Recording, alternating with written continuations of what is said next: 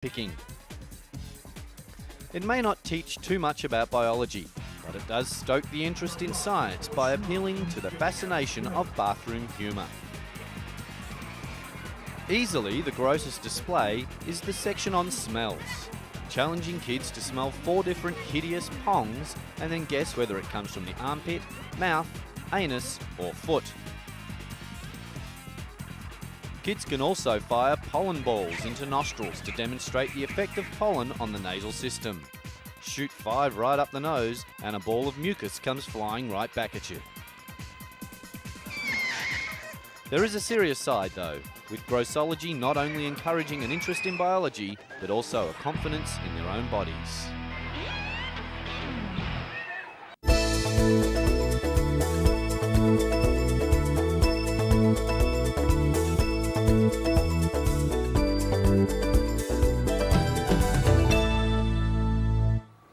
I'm sure you've heard of a house auction, even a furniture auction, but what about a rhino auction?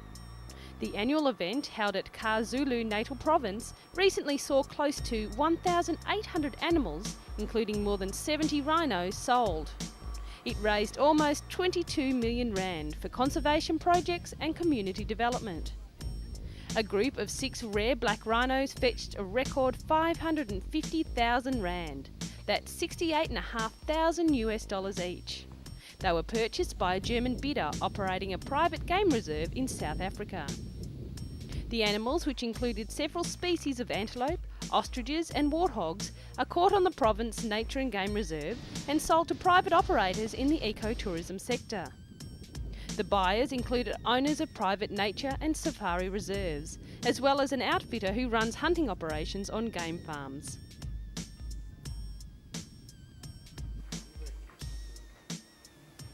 A white rhino and her calf fetched a record 550,000 rand at the sale, beating the previous record for a similar pair which went for 450,000 rand at last year's auction.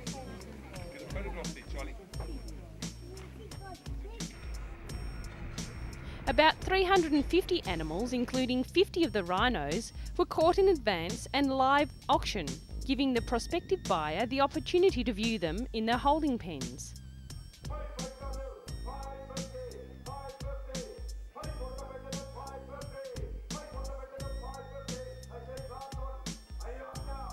Live video footage of the animals from the holding pens was beamed onto the big screen behind the auctioneer.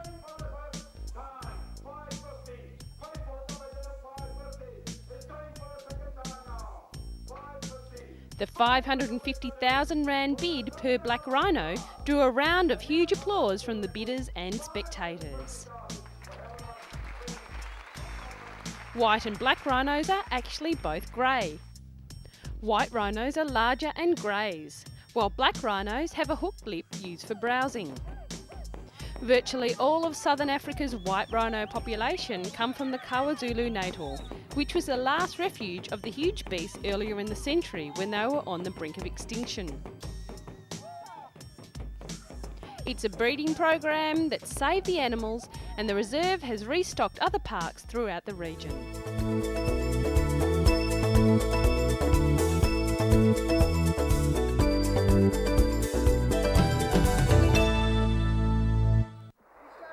On a more serious note now, an international animal rights group has demanded better protection for the endangered Tibetan antelope. They have been brought to the brink of extinction due to the demand for its Shattush wool. Shattush, which is Persian, means from nature and fit for a king, and has long been acknowledged as the king of wool.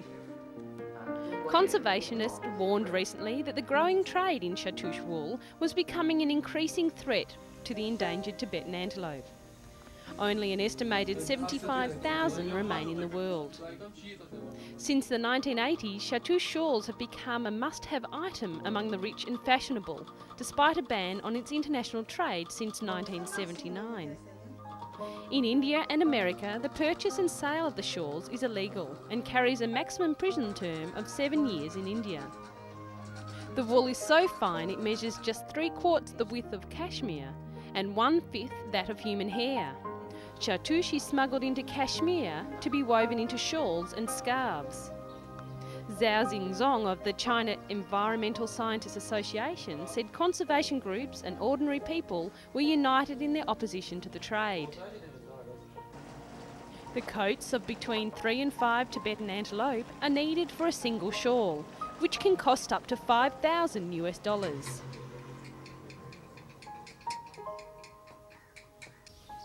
Demand is keen all over the world, especially in major fashion centres in France, Italy and Britain, and buyers are known to fly regularly to Delhi for private showings. We really need to ask, is fashion really worth the life of such a beautiful creature, or worse, the existence of a species?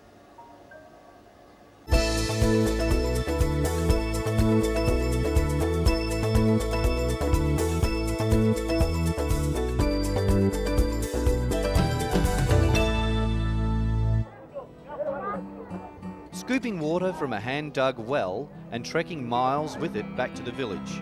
It's a daily chore for millions in Africa. Yet clean water can often be found only a few metres underground. The problem is getting the water out. Drilling a well can cost up to £10,000 sterling. This newly developed hand-operated hammer drill can sink a well in Africa at the 10th of that price. Members of a research team at Cranfield University just outside London designed the new tool. As the pipe is hammered through the rock, clay and sand to the water below, new sections can be screwed on. All parts of the rig except the super hard drill bit are designed to be made or bought locally, removing the need for costly imported spares. And there is no patent on the design. That means anyone can modify it to make it work more effectively. It might take 2 weeks to drill the well depending on the depth of the water table. Then a simple hand pump like this can be fitted to provide a permanent water supply to the village. The drill has already been tested in various sites in Uganda, where the government is part funding the project. If further field trials in Uganda are successful, other countries could adopt the scheme and with it provide clean water cheaply while stimulating the local economy. It's science working with less developed countries to make life a lot easier.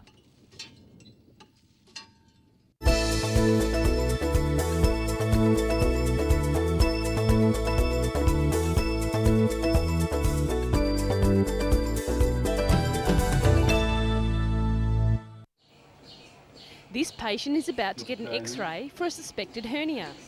After the images are gathered, doctors will be able to view them anywhere in the world, thanks to a new computer system. The new multimedia medical record system is set to give doctors instant access to a patient's case notes from wherever they are. Scans like these form a vital part of a patient's medical file, but keeping track of the hard copies is often a hard and time-consuming task. The new system changes all that. Dr. Wadi Gredrock lists the advantages of accessing medical records at the touch of a mouse. Rapid retrieval, ability to manipulate the images electronically, and of course the ability to transfer the images to a variety of sites from the central store. I could use it at home or wherever I was in the world, he said. The system was developed at the London Imperial College by a team of medical information technology experts led by Professor Richard Kidney. The software is easily installed in any hospital with an intranet system. It's a simple idea that modern technology has made a reality. The way that hospitals store and retrieve medical records could soon be revolutionised, bringing benefits to patients and professionals alike. With technology like this, all we need to do now is stop people getting sick at all. Too much there. Keep pushing.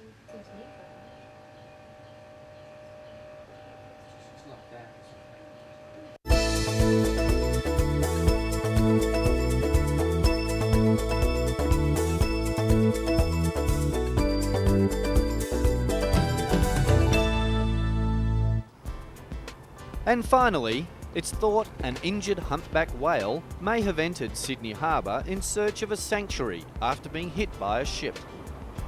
National Parks and Wildlife Services staff in a boat were monitoring the condition of the 10 to 12 metre adult humpback, which is the size of a passenger bus and could be seen swimming near the mouth of Sydney Harbour. Spectators were warned against stressing the whale and were urged not to get within 100 metres of the stricken mammal. The whale appeared to be swimming freely despite wounds to its back. A transport spokeswoman said all Sydney ferrymasters had been warned that there was a whale in the harbour and told to proceed with caution. She said the humpback had not affected the running of ferry services. Ken Eastwood, a staff writer at the Australian Geographic Journal, said in New South Wales between June and July, humpbacks travel north from the Antarctic waters to their breeding grounds in the Coral Sea off Queensland. They travel up the coast for a couple of months to warm waters to breed, he said. Late in the afternoon, the whale headed out to sea, possibly responding to the calls of a pod of 4 whales just outside the entrance to the harbour.